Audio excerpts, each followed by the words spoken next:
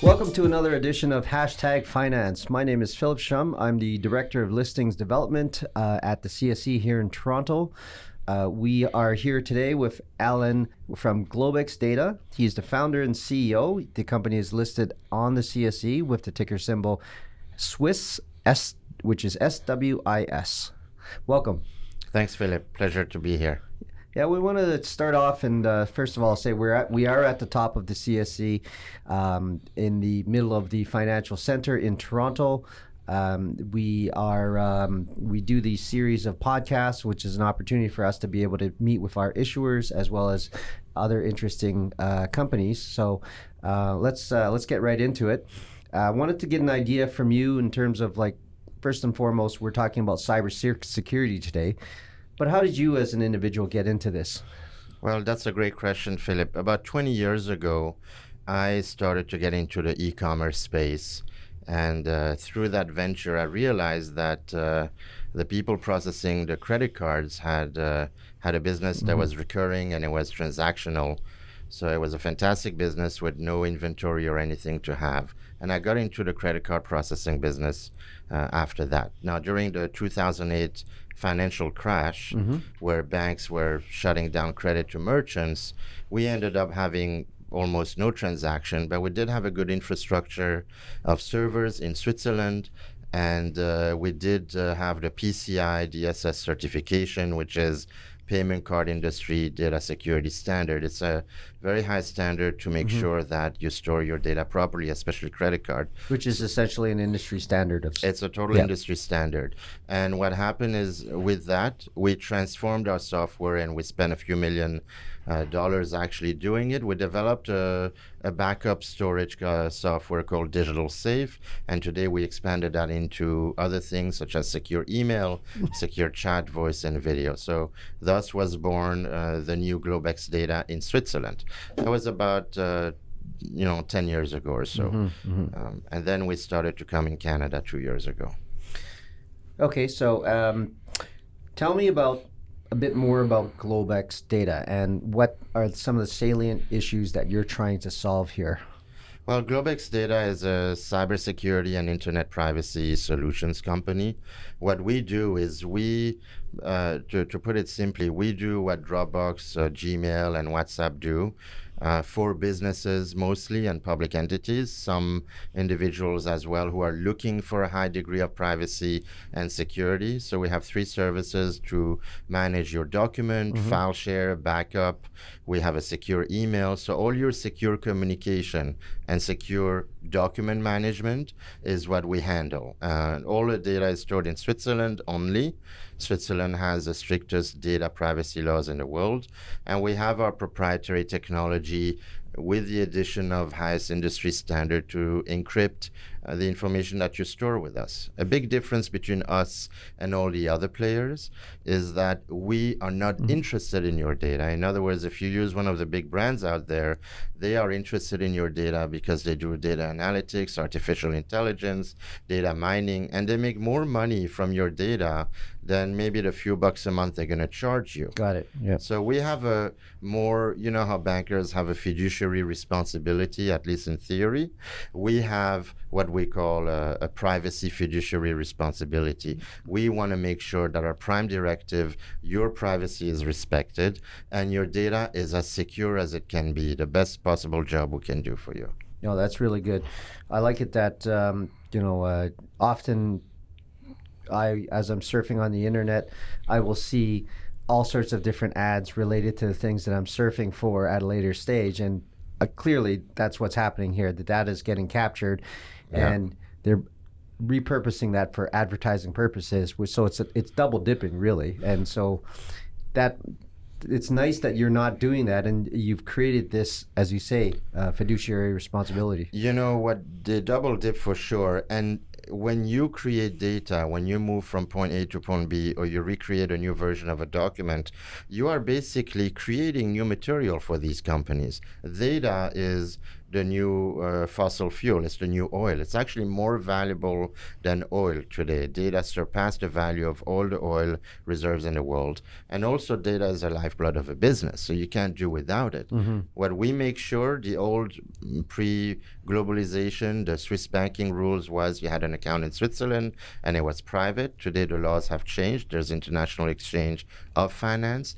But in Switzerland, the privacy laws of data remain, and they're part of the constitution. We are the new bank vault for your data, essentially. And when you do communication like email, chat, etc., we have our proprietary tech to make sure nobody can spy on you and basically intrude, etc. So we really don't look at your data whatsoever. We get our monthly fee or yearly. And of course, I should mention that 99% of our clients come from partnerships. So we partner with big companies, and then they have their clientele that are looking for a security application, which now security is big business. I think in the next 5 years, cybersecurity, about $1 trillion US will be spent on cybersecurity services such as ours. So you'd be part of some large partner program from some integrator and partner with them, and that will open up doors to potentially thousands of new clients for you. Even hundreds of thousands. For example, we did a 2-year heavy workload with a company called America Mobile. Okay. It's traded on a New York exchange I've under heard of them. AMX. Well, you know how big they are. It's an $80 billion company, and they have 400 million subscribers spread over all of Latin America, some in the US and in Europe as well. So we started in Mexico. We've had a few news releases on that. I encourage our listeners to take a look at our profile and check the news. Essentially, what we do is we provide a service. We have a team locally to train their salespeople and their channel, and they essentially bundle it with some of their product, or they sell it as an add-on. And, they have 76 million subscribers in Mexico alone. Another deal that we're doing is with a company in South Asia that has 150 million subscribers. They may bundle, let's say, one of our services with their more premium services or business services, and you could get like 1 million users paying you a few dollars a month, and that's a recurring revenue business. So that's our business model, to go through partners that are big enough, that have a need for that, and have the clientele for it. Well, that makes it a lot easier to as opposed to trying to sell individually. Yes. So kind of taking a step to the side here, can you tell me a bit about maybe some of the larger issues around cybersecurity? And one of the things that I've been reading about is there's a lot of hacks that and data breaches that have occurred over the last little while. Maybe give me some of the ideas of, for some of our listeners, some of the larger ones that have occurred, and then maybe talk about where Switzerland is different and how you look to minimize those types of things. That's a great question. There's a hack every day or every week, but some of the big ones, I will relate to some of our Canadian listeners. Alberta Health Services was, I think, 7,000 consumers were compromised because a doctor used Gmail to communicate with them. That's one. If I go to the big one, there was a Yahoo email compromise. I think close to 1 billion emails were compromised. Oh, wow. 970 something million emails. You have the Equifax one. You have Capital One. That's one that's big. Capital One was compromised. Millions of users basically were compromised. Also lately, for people like me who order delivery services, DoorDash had about 7 to 9 million people compromised. And something very close to home in Canada, Desjardins Securities was hacked. I was actually interviewed, and I was part of a GE, GE in French for our French listeners, a GE investigative reporting about Desjardins, and TVA did a whole report on it, which I was one of the main experts, let's say, on cybersecurity. This was an inside job, but every week you have that. So what's good about Switzerland? Well, the hackers typically go to the infrastructures. The infrastructures in North America, and Mexico is the biggest targeted country in Latin America. The infrastructures are not as protected, and also I didn't know that. Yeah, machines go to where you have population, because remember, they make money on a per user basis. In Switzerland, we're a small country. We have like 7-8 million people only. Half of them are farmers, literally. So you have a population of 2 to 3 million active people. it's not a very juicy target for hackers. That's one. The other thing is that our national phone company, Swisscom, which is quasi-government owned, has a lot of infrastructure and protective shield to try to prevent a lot of these hacking. The other thing is, in the data center, like where we are, you have all of the United Nations, most of the large banks, the World Health Organization, they are all in those data centers. So they spend a ton of money to make sure, and there's also regulation and procedures to make sure that they minimize that intrusion risk. We never say 100% in our business. So Switzerland is a better country by default for many reasons, including the ones I mentioned, to be less of a target to start. And then, if I may, I'd like to say what we do that's different than, let's say, what's out there. The big issue is, how come you hear about 20, 50, 100 million people being hacked all the time? Well, because all of the users are in one big database. When that database, which is, let's just call it a big room full of people, a banquet room, when that room is hacked and is like a virus, everybody gets annihilated at the same time because nobody's protected. We're all in those four walls. What we do, we have a virtual vault technology, which means that each of our user is segregated from another one. Imagine if you had triple protection around you, massive walls and a moat around each of you to protect you against an invasion. Well, that's what we do in the virtual world. Now, that costs a lot more money. It takes 10, 20, 30 times more processing power. But that's why, remember what I was saying earlier, we make money from the fees that our users pay us, not from mining data. So if we were to be hacked, and I never like to say that because it's going to jinx me, so far we have never been successfully hacked in our lifetime. If we were successfully hacked, and let's say you get compromised, and I'm next to you in that big database, I wouldn't be compromised, number one. It would only be you, assuming that all the failover system would have failed. And even then, they would find nothing because your credentials to your valuable information to decrypt it is in a whole other database. We are the only people doing that. Got it. On that note, hold that thought. We're just going to take a little break for our sponsors. Broadcasting from the heart of Toronto's financial district at the top of First Canadian Place, CSE TV is your trusted source for what's happening in capital markets. Our #Finance podcast series gets you exclusive long-form interview content with visionary entrepreneurs and CEOs of companies in the news. The CSE's On the Street segments get you up close and personal with many of our listed companies. And don't forget that you can find the video version of this and all our media on our CSE TV channel on YouTube. For instant notifications, subscribe to CSE TV now. Okay, so that was a really great answer, and very. Sorry, it was a little bit too long, maybe, but it's important to know why things like that happen. No, I think our viewers would like to hear that type of stuff, and it's great for you to be able to enunciate the differences, considering we all live here for the most part. A lot of CSE investors are based out of North America, so it's nice to be able to see what else goes on in the rest of the world, and frankly, why you're different, right? It helps to enunciate that. So let me ask you now about, you've talked a bit about like Latin America, but are there other markets that you're looking to get into, and or what are you looking to do within the next 12 months? Absolutely, and I'm glad you asked this question. We have, through some of our strategic shareholders and new partners, we have deals that we will announce in Africa, Middle East, and South Asia. As a matter of fact, this very morning I woke up to a call and an email from a very high executive from a very large South Asian telecom operator that operates the ranges from India to Singapore, and they're looking at enterprise solutions, etc. So we have about 5 deals going on. Each of those deals represent a partnership with a big telecom operator. And a big telecom operator for us is a telco that has 50, 60 million users or more. So these are sizable, because if a company has 50 million subscribers, imagine 30% of them are business users. That's our target. And then you take, let's say, 20, 30% of that. That's our fine-tuned target. So if you have 50 million users, you have 15 million business users, and we can target at least 3, 4 million of them and catch 10% of it at the very least. So that's a sizable amount. So we will announce a deal, 2 deals in Africa. I can't mention the countries now because we haven't done the press release for it. Do a very important deal. A deal in Australia, I can announce that.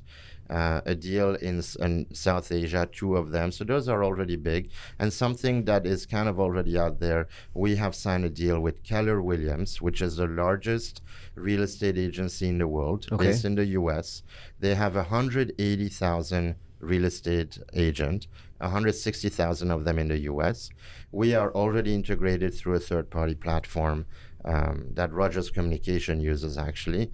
And Keller Williams is going to promote Digital Safe. They have selected the service, and essentially they're going to promote it to their real estate agents. So if you're a realtor and you need an email campaign management or a secure email or data backup, etc., or a password manager, we will be that application. You buy it from the Keller platform, and then we get a portion of that Keller Williams does, and the third-party platform as well. So we will announce at least half a dozen deals that I know of today that will be quite significant.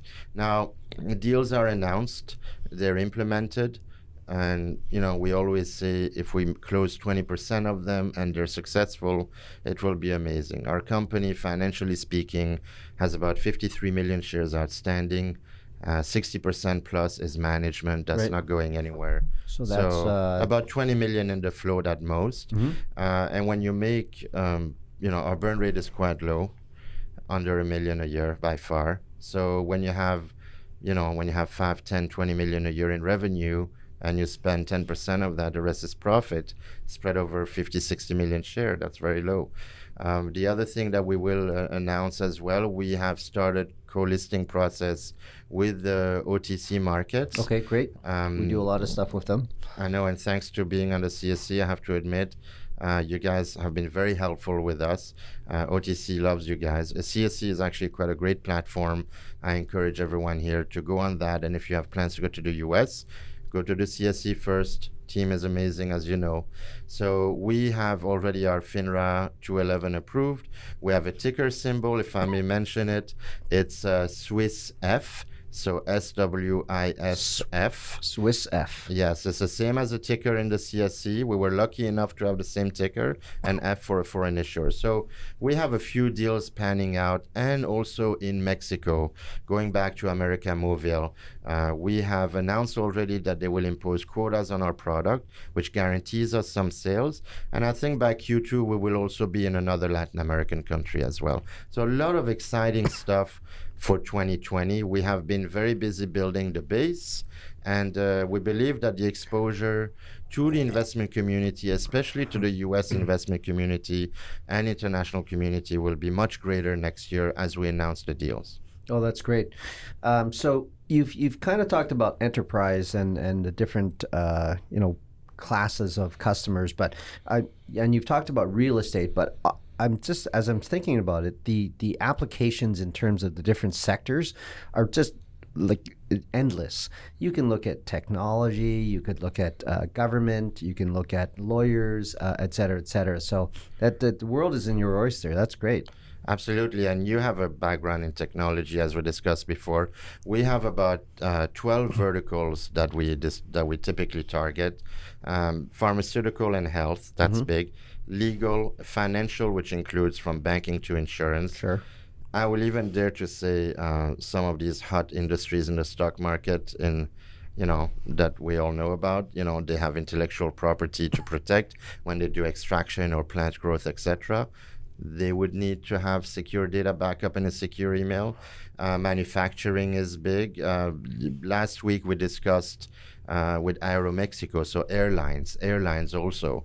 Anybody that has essentially a computer or a device that works even in a small business is a target for us, typically because we do have competition from the free services, and you can't convert everyone to paid services. We always say 25% of all businesses are going to be able to buy our product. Right.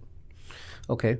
On that note, I would like to ask you one last question. So how do we keep abreast of your information, and how do our investors bookmark you or receive more information? Well, that's super easy. They simply have to go to our website, globexdatagroup.com, globexdatagroup.com. We are revamping our site as well. There'll be more exciting stuff happening in the next 2-3 months on that. We'll have a cybersecurity section to inform people about it, but they can go in there. They go to investor, they go to news. We have a media and we have a media section because we do a lot of radio interview and TV as well. And if they have a question, they submit their question, they go through the contact, and we'll be happy to answer them.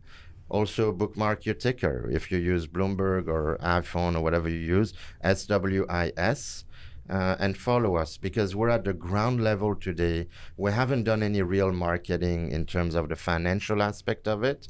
We have been waiting to get the foundation of the business first straight.